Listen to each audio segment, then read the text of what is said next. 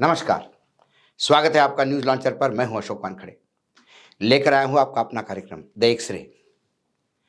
खबरें कई होती हैं। खबरें पार्लियामेंट में हंगामा, किसानों के ऊपर लाठीचार्ज, महाराष्ट्र में मंत्रिमंडल बनने के जो पेशोपेश है वो है। कई खबरें हैं, महंगाई है, अडानी है। लेकिन इसी खबरों के बीच में कुछ ऐसी भी खबरें होती हैं जो जनता के सामने तो आती नहीं, क्योंकि गोदी मीडिया उसे दिखाएगा नहीं और बाकी मीडिया टीआरपी के चक्कर में इससे दूर रहेगा। लेकिन फिर वाकई आज़ादी के 75 साल बाद हम उस स्थिति में पहुंचे हैं जहां ऐसी खबरें भी पढ़ने को मिलेगी।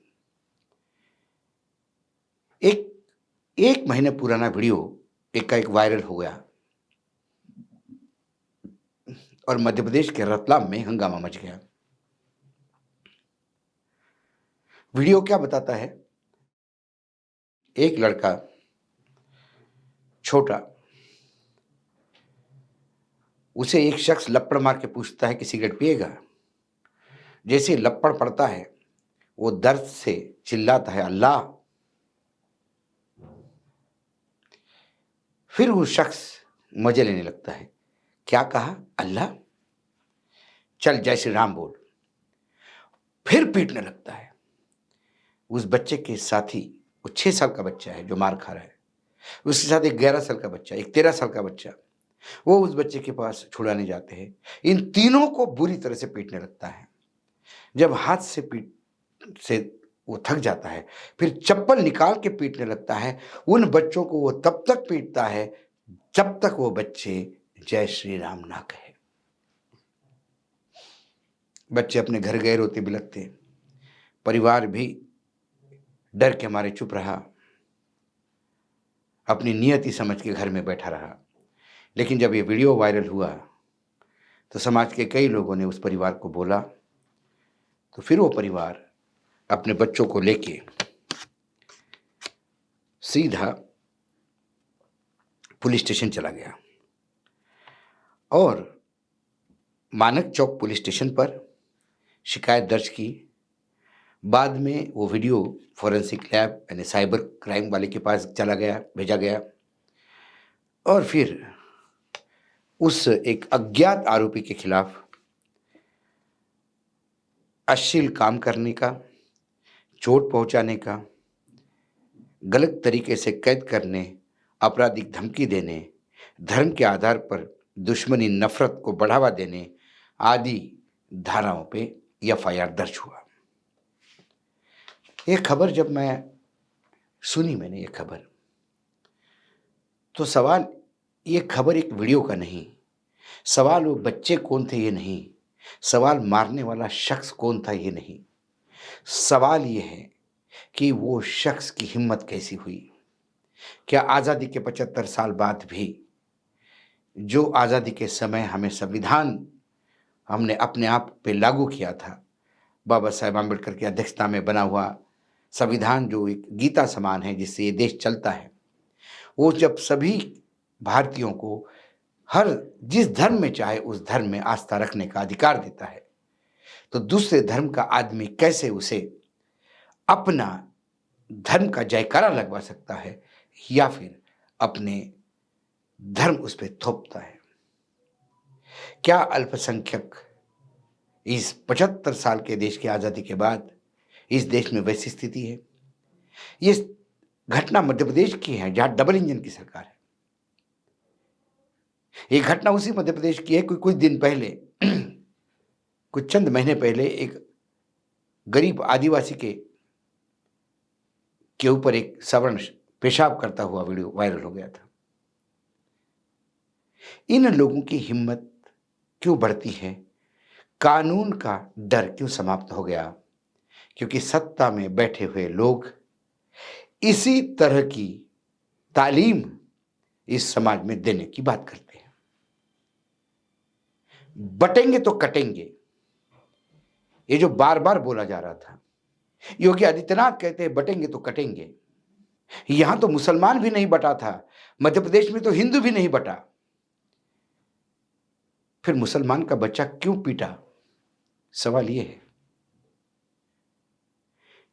अल्पसंख्यकों का डर लगाकर बहुसंख्यकों को एक छाते के नीचे लाने का प्रयास और फिर बहुसंख्यवाद को इस देश के लोकतंत्र पे डालने का प्रयास, ये क्या ये लोकतंत्र है? और ये संविधान के हिसाब से चल रहा है। हर मंदिर में, जहां मस्जिद है वहां मंदिर ढूंढा जा रहा है। कई मंदिर ऐसे हैं जिसका केयरटेकर कोई नहीं है, देखने को जगह नहीं है, लावारिस पड़े हुए हैं। लेकिन हमें मंदिर वही ढूंढना है जहां मस्जिदें हैं। संघ चालक स्वयं मोहन भागवत जी बोल गए कि राम मंदिर बन गया, अब हर मस्जिद में शिवलिंग ढूंढने की प्रयास मत करो। लेकिन प्रयास हो रहा है। अदालतें, हर गांव से खबरें आ रही है कि सर्वे के लिए मांग कर रहे हैं। बांग्लादेश में हिंदू पीट रहा है तो पूरा देश आंदोलित होता है। उसी मध्य प्रदेश में इंदौर, जो सबसे बड़ा शहर है, आर्थिक राजधानी मानी जाती है मध्य प्रदेश की, वहां पूरा लाखों के तादाद में जुलूस निकलता है उन हिंदू भाइयों के लिए जो बांग्लादेश में पीटे जा रहे हैं। बांग्लादेशियों को हम कोसते हैं तो फिर हमारे देश में हम क्या करते हैं? हमारे देश में भी तो वही कर रहे हैं कि ये शख्स सिगरेट ऑफर कर रहा है और फिर लगातार किसी ने अल्लाह बोलने पे पीट रहा है और उससे बार बार ये कह रहा है कि तू जय श्री राम बोल। हमारे विदेश मंत्री बांग्लादेश जा रहे हैं, अखबारों में हेडलाइन हो रही है, चैनलों ब्रेकिंग न्यूज दिखा रहे हैं कि अब बांग्लादेश को सबक सिखाने हमारे विदेश मंत्री जाएंगे। मानो जैसे लठ लेके जाएंगे, दे पीटना शुरू कर देंगे। यदि बांग्लादेश में हिंदू अल्पसंख्यक है और वो पीड़ित है, तो फिर हमारे देश का मुस्लिम अल्पसंख्यक क्यों पीड़ित रहता है? हमें क्या अधिकार है बांग्लादेशियों को कोसने का जब हम हमारे यहाँ मुसलमानों को इस तरह का व्यवहार करते हैं?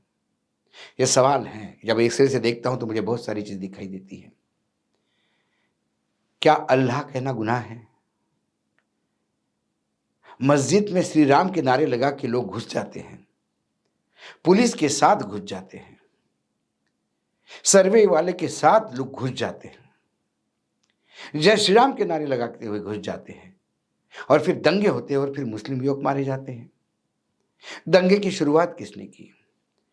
जब सर्वे टीम से दूसरी बार सर्वे करने जा रही थी संभल में, तो सर्वे टीम जाती, साथ में वकीलों को जाने की क्या जरूरत थी?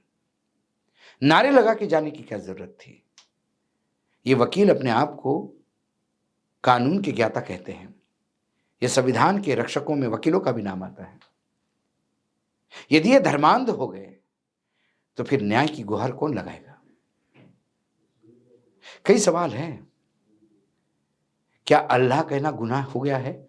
जहां डबल इंजन की सरकार है, क्या वहां अब मध्य प्रदेश में यह स्थिति हो जाएगी? क्या अजानें बंद हो जाएगी? क्या आने वाले समय में इस भारतवर्ष में जो हमारी फिल्म इंडस्ट्री के बेहतरीन गाने हैं, अल्लाह ये अदा कैसी है इन हसीनों में, क्या कव्वाली है, बेहतरीन कव्वाली लता मंगेशकर जी ने गाई है। लक्ष्मीकांत प्यारेलाल जी का म्यूजिक है, पंडित आदमी हैं लक्ष्मीकांत प्यारेलाल,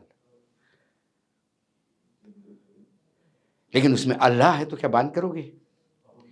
इफ्तिदाए इश्क में हम सारी रात जागे, अल्लाह जाने क्या होगा आगे।